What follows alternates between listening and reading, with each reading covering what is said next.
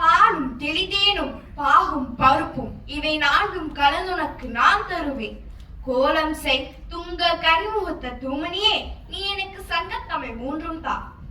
தமிழின் தொன்மை, முன்மை, எண்மை, உண்மை, வளமை, தாய்மை, தூய்மை, செம்மை, மும்மை, இனிமை, தனிமை, பெருமை, திருமை, இயல்மை, வியன்மையோடு உள்ள தமிழின் இளமை பற்றி என்னுடைய புரிதலை உங்களுடன் பகிர்ந்து கொள்ள நான் தியா பொன்ராஜ், தஞ்சாவூர் பெண்கள் பள்ளி உயர்நிலை 1 படிக்கிறேன். தமிழின் பண்பாடு கலை, விளையாட்டு, பாடல்கள் மட்டுமில்லாமல் நீதியிலும் இருக்கிறது.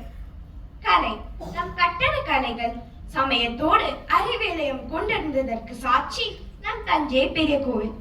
விளையாட்டு, நம் தமிழ் மரபில் விளையாட்டில் கூட வீரம் இருந்தது.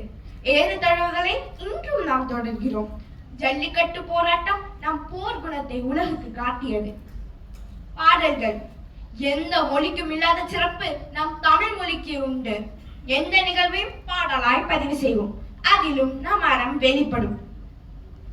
பிறக்கும் குழந்தை எப்படி வளர வேண்டும் என்று தாலாட்டாகவும், ஒருவன் இறந்த பின் அவன் எப்படி வாழ்ந்தான் என்று ஒப்பாரியாகவும் பாடுகின்றோம். நீதி, மனிதனுக்கு மட்டுமில்லாமல் எல்லா உயிரினத்துக்கும் சமமான நீதியை வழங்கிய நம் மனுநீதி சோழனை பார்க்க முடியுமா? இன்று பீட்டா போன்ற அமைப்புகள் அன்றே டாட்டா காட்டி முன்னோடியாக நிற்கிறார் நாம் சோழன். மொழியின் பன்மை, ஒரு நெகிழியை போல் எப்படி வளைத்தாலும் தன் இலக்கியை வந்து சேரும் பெருமையுடையது நம் தாய்மொழி. தமிழின் இலக்கண விதி இதற்கு ஒரு சான்றாகும். உதாரணத்துக்கு, ராமன் சீதாவை மணந்தான், சீதாவை மணந்தான் ராமன், மணந்தான் ராமன் சீதாவை. இத்தொடரை எப்படி படித்தாலும் பொருள் மாறாது. சரளமான கட்டமைப்பு, தமிழ் பன்முகத்தின் தொடர்ச்சியாக நான் வியந்தது தமிழ் இலக்கணத்தின் சரளமான கட்டமைப்பை கண்டுதான். உதாரணத்துக்கு, எழுதினாள் என்ற ஒற்றை வார்த்தையில் என்ன திணை, பால், காலம், எண் என்று தெரிந்து கொள்ளலாம். திணை, உயர்திணை, பால், பெண்பால், காலம், இறந்த காலம், எண், ஒழுத்தி. இன்று உலகத்தில் ஆளும் ஆங்கிலத்தில் கூட இச்சிறப்பு கிடையாது. ஆங்கிலத்தில் ஷீ ரோட் என்று 2 வார்த்தைகள் தேவை, ஆனால் தமிழில் ஒற்றை வார்த்தை போதும். மாலை, திங்கள் ஒரு சொல் பல பொருள். மாலை, நம் அணியும் மாலை, மாலை பொழுது. ஆதவன், ரவி, சூரியன் பல சொல் ஒரு பொருள். இவை கதிரவனுக்கு வெவ்வேறு பெயர்களாகும். அவன் புத்தியில்லாதவன், அவன் புத்தியில் ஆதவன். தொடர் அமைப்பு, ஒருவரை திட்டுவது போல் இருக்கும் தொடர். அதை பிரித்து படித்தால் அவரே பாராட்டும். இலக்கியத்தின் புதுமை, இன்று ஒரு அடி எடுத்து வைக்க தயங்கும் பல மொழி குழந்தைகளுக்கு நம் தமிழின் ஆழத்தை உணர்த்தியது கீழடி. நம் மொழியின் இளமையும் புதுமையும் என்னை போன்ற இளைஞர்களை 2 அடியில் உலகுக்கு கருத்து சொல்லும் இன்னொரு திருவள்ளுவராகவும் ஔவையாகவும் மாற்றியிருக்கிறது என்பதில் ஐயமில்லை. காலமேக புலவரில் தொடங்கிய காக்கைக்காக கூகை இன்று ஹைக்கூவாக மாறியது. எங்களுக்கு அரசியலை சாடவும் தெரியும், சாகவே இல்லை சாதி சண்டையில் சாதி. இருண்ட கிராமத்தின் வழியே இரக்கமின்றி போகின்றன நகரத்திற்கு மின்கம்பிகள். அன்பை யாரை செய்யவும் முடியும். தாமரை குளத்தில் மல்லிகை வாசம், குளித்து போயிருப்பாள் அவள். இலக்கியங்களில் அறிவியல் மற்றும் தொழில்நுட்ப வளர்ச்சி. தமிழனின் அறிவு உலக அறியும், நமக்கு ஏற்பிடிக்கவும் தெரியும், AI மூலம் உலகையும் பிடிக்க தெரியும்.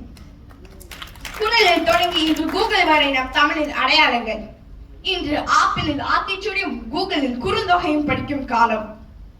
இன்று நடைமுறையில் உள்ள அத்தனை தொழில்நுட்ப வார்த்தைகளுக்கும் இணையான தமிழ் சொல் நம்மிடம் உள்ளது. உதாரணத்துக்கு, அப்ளிகேஷன் என்றால் செயலி, பிளாக் என்றால் வலைப்பதிவு. தமிழில் எண்கள் மகாயுகம் வரை உள்ளது, ஆனால் ஆங்கிலத்தில் பாதியிலே நின்றுவிட்டது. தமிழின் புதுமை, தமிழன் எப்போதும் புதுமையை வரவேற்க தவறியதே இல்லை. இன்று இணையத்தில் பரவி கிடக்கும் குறுஞ்செய்திகளே இதற்கு ஒரு சான்றாகும். தமிழும் செயற்கை நுண்ணறிவும். இன்று AI புரட்சியின் திருக்குறள் எப்படி ஆட்சி செய்கிறது என்று பார்த்தீர்களா? தமிழ் எங்கள் இளமைக்கு பால். நம் தாய்மொழியின் பெருமை அதன் தொன்மையிலே அதன் தொடர்ச்சியிலே இருக்கிறது. குயிலையும் துள்ளி வரும் காற்றையும் தமிழ் பேச சொல்கிறான் இக்கால கவிஞன் ஒருவன். ஆனால் நாமோ அதை ரசித்து விட்டு வீட்டில் கூட தமிழ் பேசுவதில்லை. ஒரு குழந்தை சவலை பிள்ளையாக இருந்தால் தன் தாய் எப்படி கலங்குவாளோ அதை நாம் தமிழ் தாய்க்கு கொடுத்து வருகிறோம். அவன் நாம் மூச்சை கேட்கவில்லை, நாம் பேச்சை தான் கேட்கிறார். என்னை நன்றாக இறைவன் படைத்தவன் தன்னை நன்றாக தமிழ் செய்யுமாறு என்று திருமூலரின் திருமந்திரத்தை என்னுடைய மந்திரமாக ஏற்றுக்கொண்டு எனக்கு வாய்ப்பளித்த அண்ணாமலை பல்கலைக்கழக முன்னாள் மாணவர் சங்க அமைப்புக்கும் சிங்கே வளர் தமிழ் இயக்கத்துக்கும் இந்த நிகழ்ச்சியை சிறப்பிக்க வந்திருக்கும் சிறப்பு விருந்தினர்களுக்கும் நம் நடுவர் பெருமக்களுக்கும் உங்கள் அனைவருக்கும் என் நன்றியை தெரிவித்து விடைபெறுகிறேன். எங்கள் வாழும் எங்கள் வளமும் மகாத தமிழின் சங்கே உணவு உன் சீர்நிலைமை திறம்பியந்து செயல் மறந்து வாழ்த்துதுமே வாழ்த்துதுமே வாழ்த்துதுமே.